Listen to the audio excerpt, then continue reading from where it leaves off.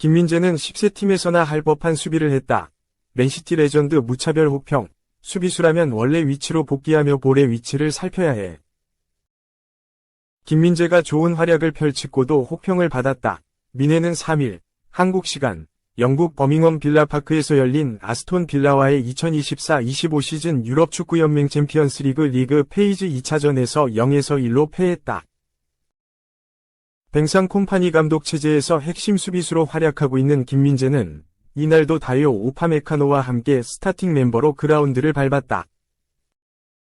민해는 분데스리가 초반 5경기에서 4승 1무로 무패를 기록하며 산뜻하게 출발했다. 다만 해당 경기 일정 중 바이어 레버쿠젠 공사를 제외하곤 강팀이 없었으며 이 경기에서 무승부를 거뒀다는 점에서 의심의 시선도 존재했다. 이에 우나이 에메리 감독이 이끄는 아스톤 빌라와의 경기에 많은 관심이 집중됐다. 민해는 전반 초반부터 주도권을 쥔 채 우세한 경기 운영을 펼쳤다. 다만 해리 케인, 마이크 올리세, 세르주 그나브리, 킹슬리 코망 등 무딘 창은 에밀리아노 마르티네스가 지키는 골문을 열지 못했다. 마르티네스는 무려 17번이 슈팅을 기록한 민해의 파상 공세를 0실점으로 막아세웠다. 최후방에서 마르티네스가 눈부신 활약을 펼친 사이 후반 23분 존 듀란은 롱패스를 안정적인 터치로 잡아낸 뒤 마누엘 노이어 골키퍼의 키를 넘기는 감각적인 슈팅으로 골문을 열었다. 최근 훌륭한 퍼포먼스를 보이는 김민재도 어쩔 수 없는 실점이었다. 굳이 원인을 찾자면 골문을 비운 채 전진된 위치에 있던 노이어의 판단 미스. 1대1 경합에서 듀란을 저지하지 못한 우파메카노의 책임이 존재했다. 실제로 다수의 매체에선 이날 경기 김민재의 활약에 박수를 보냈다.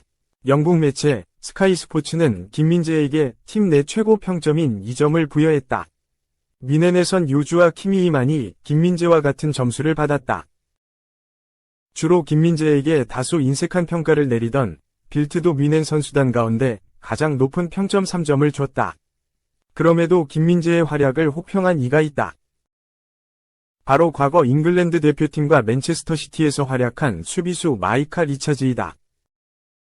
제이미 캐러거와 함께 방송인으로 활약하고 있는 리차즈는 경기를 본 후 현지 매체를 통해 김민재를 비판하고 나섰다.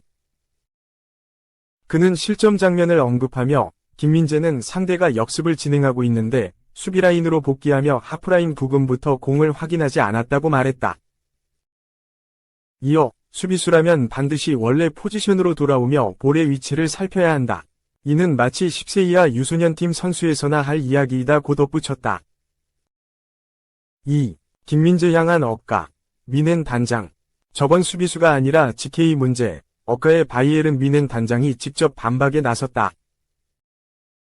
바이에른 민헨은 지난 이하 한국 시간 영국 버밍엄의 빌라파크에서 열린 2024-2025 유럽 축구연맹 우에파 챔피언스리그 리그 페이즈 2라운드 아스톤 빌라와 맞대결에서 0-1로 졌다. 노이어의 위치 선정 실패가 패인의 가장 큰 원인이다. 초반부터 바이에른 민헨이 경기 흐름을 잡았다. 빌라는 수비적으로 내려앉아 역습 기회를 노렸다. 전반 22분 빌라가 프리킥 기회에서 선제골을 넣는 듯했으나 오프사이드 판정으로 취소됐다. 프리킥 상황에서 골문 앞 혼전이 벌어졌고 토레스가 밀어 넣었으나 비디오 판독 결과 오프사이드로 판정됐다. 바이에른 민헨은 빌라의 촘촘한 수비를 뚫지 못하며 공격에서 어려움을 겪었다. 전반 29분 빌드업 과정에서 그나브리가 결정적인 기회를 잡았으나 그의 슈팅은 크게 빗나갔다. 결국 바이에른 민헨은 빌라의 수비에 막히며 전반을 득점 없이 0-0으로 마무리했다. 시작과 함께 바이에른 민헨은 공격에 변화를 주기 위해 자말 무시알라를 투입했다. 킹슬리 코망 대신 들어간 무시알라는 활기를 불어넣으려 했지만 바이에른 민헨의 공격은 여전히 답답했다. 반면 아스톤 빌라는 수비를 단단히 하며 바이에른 민헨의 공격을 차단했다. 후반 34분 빌라가 기습적으로 선제골을 기록했다. 파우 토레스가 후방에서 전방으로 긴 패스를 보냈고 이를 받은 존 듀란이 골문을 비운 노이어의 빈틈을 노려 감각적인 슈팅을 날려 골을 기록했다. 실점 이후 바이에른 민헨은 급하게 반격에 나섰다. 후반 41분 김민재가 레온 고레츠카와 교체되며 경기를 마쳤다. 미네는 남은 시간 동안 동점골을 위해 공세를 이어갔으나 빌라의 수비는 끝까지 견고했다. 후반 추가 시간에 무시알라가 절묘한 패스를 연결해 그나브리가 결정적인 슈팅 기회를 맞이했다. 그러나 골키퍼 마르티네스의 선방에 막히며 득점하지 못했다. 결국 바이에른 뮌헨은 아스톤 빌라 원정에서 0-1로 패배했다. 실점 장면에 대해서 누구 탓이라는 범인 찾기가 이어졌다. 뮌헨서 워낙 입지가 높은 노이어에게 다시 수비수들에게 화살이 돌아갔다. 실점 장면에서 노이어 근처에서 커버 중이던 수비수 탓으로 돌리는 주장이 큰 비판을 받았다. 특히 맨체스터 시티의 수비수 미카 리차즈는 김민재에 대해서 원색적인 비난을 이어갔다. 그는 김민재는 달려가는 동안 볼이 어디에 있는지도 찾지 못했다. 수비수라면 제자리로 돌아갈 때 볼의 위치를 확인해야 한다. 이건 10살짜리 유스 선수들이나 하는 실수다. 라고 비판했다. 황당한 발언. 세트피스 상황에서 그대로 역습으로 이어진 것이라 어떻게든 빨리 커버가 와야 하는 상황. 여기에 평소 공격적인 스위퍼 키핑을 추구하는 노이어가 멀리 나온 것이 실점으로 이어진 것이지만 말도 안 되는 곡해를 한 것이다. 한편 수비수 출신의 막스 에벨 단장은 수비수를 탓하면 안 된다. 그냥 스트라이커가 비어있는 골대를 향해 슛을 찬 것이다. 노이어가 조금만 더 뒤에 있었으면 잘 막았을 것이다. 라면서 그냥 팀적으로 미스 상황이었던 것이다. 그 상황서 우파메카노가 막을 수는 없었다. 수비 실수가 아니다. 고 선을 그었다. 3. 김민재에 밀려 쫓겨난 1옵션 수비수 더 리흐트. 맨유로 갈 수밖에 없었던 이유. 마테이스 더 리흐트, 맨체스터 유나이티드가 바이에른 뮌헨으로 떠난 이유는 무엇일까? 1옵션 수비수였지만 뱅상 콤파니 감독 체제에 잘 맞아떨어지지 않았던 모양이다. 6일 한국 시간 독일 매체 어퍼에센 자이퉁에 따르면 축구 전문가 마르셀 레이프가 독일 매체 빌트 프로그램 라이프 이즈 라이브에서 더 리흐트 이적 비하인드를 들려줬다. 그는 바이에른 뮌헨 수비 전략은 전적으로 김민재와 다요 우파메카노에 위존하고 있다. 두 선수는 빠르고 강한 중앙 수비수다. 높은 라인에도 상대의 카운터 어택을 막을 수 있는 능력이 있다. 현재 바이에른 뮌헨 수비 조직력의 핵심이며 김민재와 우파메카노가 없다면 수비 라인은 손쉽게 무너질 수 있다. 고 설명했다. 이어 더 리흐트는 단순히 속도가 부족했다. 50대 50에서는 강했지만 빠른 전환 게임에서 필요한 대응 속도가 부족했다. 라고 덧붙였다. 또한 더 나은 상대와 승부했을 때 김민재와 우파메카노는 상대가 마지막 수비선을 넘지 못하게 만드는 중요한 역할을 한다. 라며 김민재와 우파메카노가 완벽하게 조화를 이루어야 한다. 만약 그렇지 않다면 바이에른 뮌헨 후방은 위험을 초래할 수밖에 없다. 더 리흐트는 단순히 김민재보다 느렸다.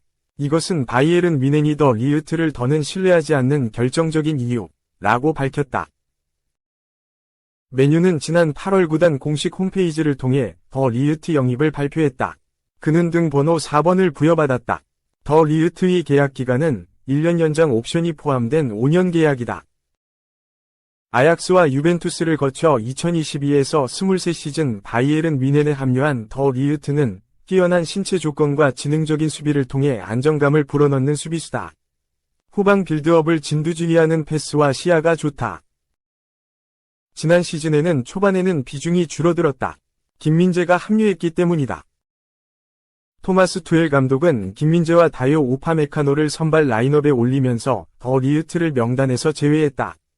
이런 상황에서 무릎 부상까지 당하면서 팀 내 3옵션까지 밀리게 됐다. 그러나 1월부터 일이 풀리기 시작했다. 김민재가 아시안컵 차출로 자리를 비운 사이 더 리흐트가 선발 자리를 확실하게 차지했다. 이후 줄곧 1옵션 센터백으로 나서고 있다. 겨울 이적 시장에서 합류한 에릭 다이어와 호흡을 맞추며 투엘 감독 믿음에 보답했다. 그는 콤파니 신임 감독 체제에서도 핵심적인 선수로 분류됐다. 이번 시즌에도 바이에른 뮌헨 주전 센터백 자리를 차지한다는 예상이 이어졌다.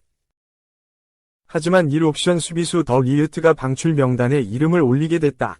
바이에른 뮌헨에 정통한 크리스티안 폴크 기자는 더 리흐트는 적절한 제안이 올 경우 떠날 수 있다.